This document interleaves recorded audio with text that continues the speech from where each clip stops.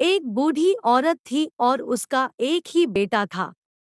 बेटे की शादी के बाद बुढ़िया बहू से घर के सारे काम करवाती थी, लेकिन उसे सही खाना नहीं देती थी। लड़के ने यह सब देखा लेकिन माँ से कुछ कह नहीं पाया। बहुत सोच विचार के बाद एक दिन लड़के ने माँ से कहा, माँ, मैं विदेश जा रहा हूँ। माँ ने बेटे को जाने का आदेश दिया।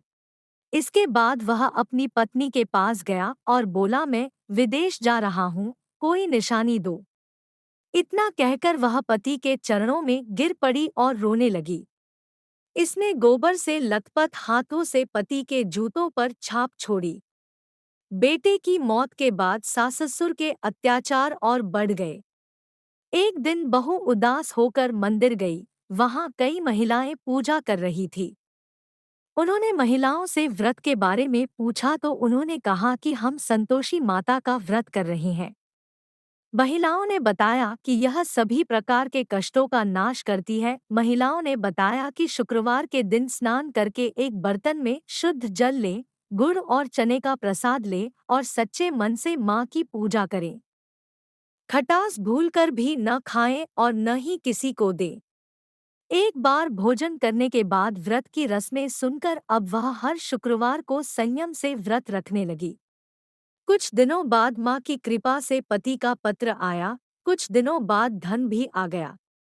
उसने प्रसन्न मन से फिर से उपवास किया और मंदिर में जाकर अन्य महिलाओं से कहा, माता संतोषी की कृपा से हमें पति का पत्र और पैसा मिला है। अन्य सभी महिलाओं ने भी श्रद्धा के साथ उपवास करना शुरू कर दिया।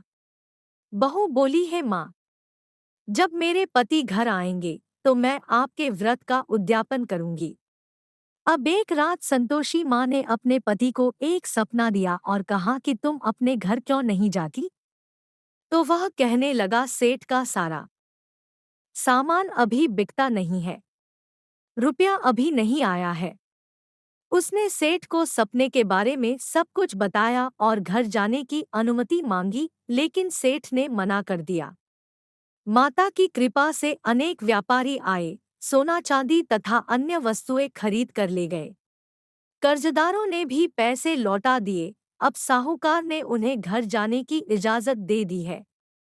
घर आने के बाद बेटे ने अपनी माँ और पत्नी को खूब पैसे दिए। पत्नी ने कहा कि मुझे संतोषी माता के व्रत का उद्यापन करना है। उसने सभी को आमंत्रित किया और उद्यान की सारी तैयारी की। एक पड़ोसी महिला उसे खुश देखकर ईर्ष्या करने लगी। उन्होंने अपने बच्चों को सिखाया कि आप भोजन के दौरान खट्टा अवश्य मांगे। उद्यापन के समय भोजन करते समय बच्चों में खटास आ गई तो बहू ने पैसे देकर उनका मनोरंजन किया। बच्चे दुकान से इमली और खट्टी मलाई खाने लगे तो माँ को बहू पर गुस्सा आ गया।